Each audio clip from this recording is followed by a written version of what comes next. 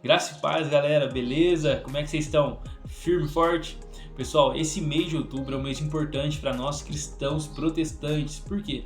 É o mês em que nós comemoramos a reforma protestante. E ao longo desse mês, em virtude dessa data, nós vamos estar aqui no 3D postando muitos conteúdos a respeito dessa reforma. Nós vamos falar sobre a reforma em si, vamos falar sobre as 5 solas, E hoje nesse vídeo eu vou estar falando sobre sola fide, ou somente a fé. Então fique ligado, comenta aí, curte, compartilhe, e se inscreva no nosso canal, tá joia? Não somente assistam os vídeos, mas se inscreva para vocês ajudar a gente a poder divulgar ainda mais os conteúdos que nós temos postados, que nós temos postado, que tem edificado muitos irmãos, tá joia? Então vamos lá pro vídeo.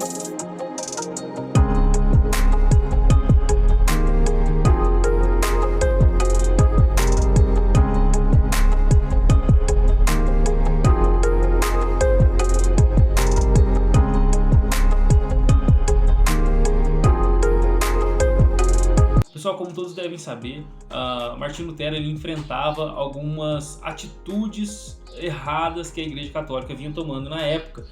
E parte desse protesto que ele fez em relação à Igreja Católica ou contra a Igreja Católica, aquilo que era ensinado, era sobre a justificação, era sobre a salvação, pontos cruciais da fé cristã. E uma das coisas que chamou a atenção de Martinho Lutero quando ele estava estudando as Escrituras era o livro de Romanos. E ele passa o olho, ou ele faz uma leitura ali do capítulo 1 de Romanos no versículo 17 e aquilo salta aos seus olhos. E o que está escrito em Romanos 1, 17?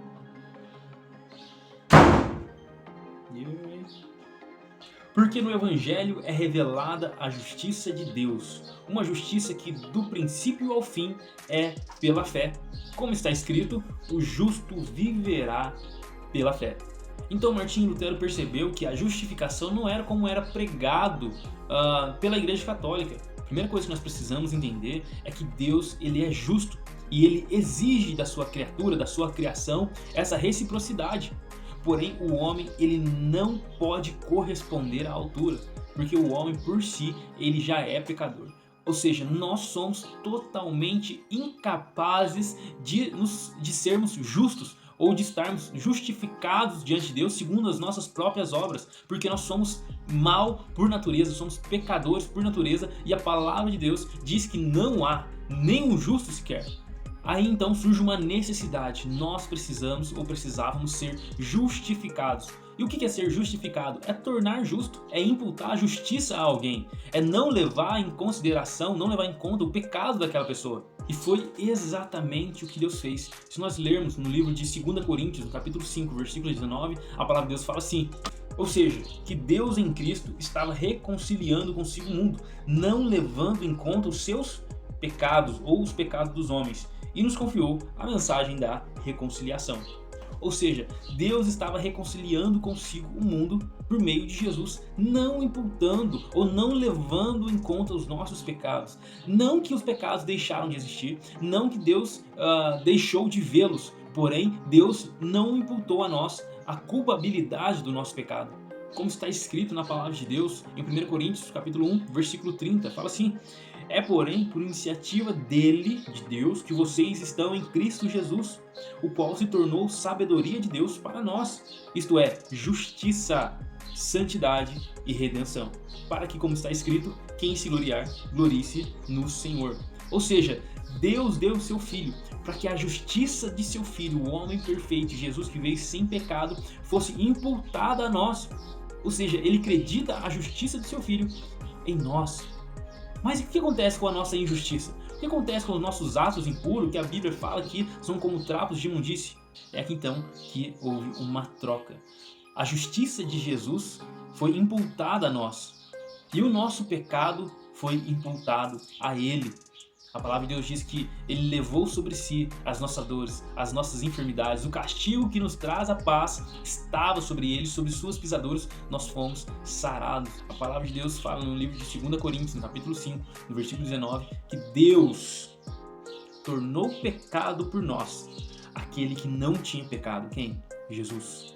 Para que nele nos tornássemos justiça de Deus. Ou seja, houve uma troca.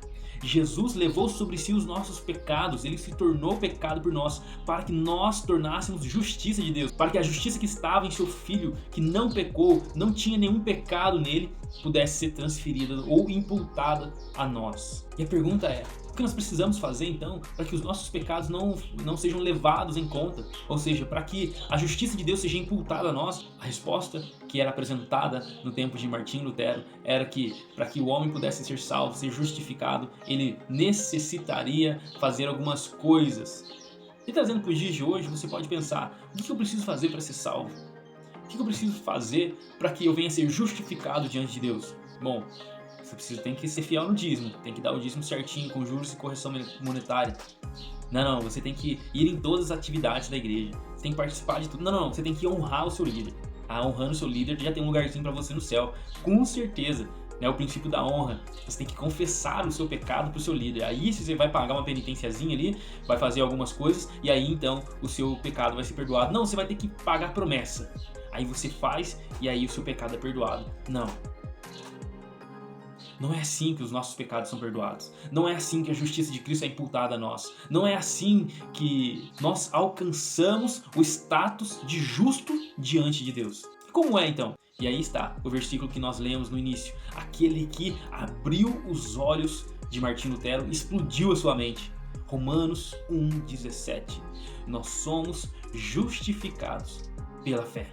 E somente pela fé nós somos justificados. Aí você pode pensar: o que eu preciso fazer então para ser justificado, para ser salvo? Creia. É impossível que qualquer coisa que você faça, você alcance justificação diante de Deus.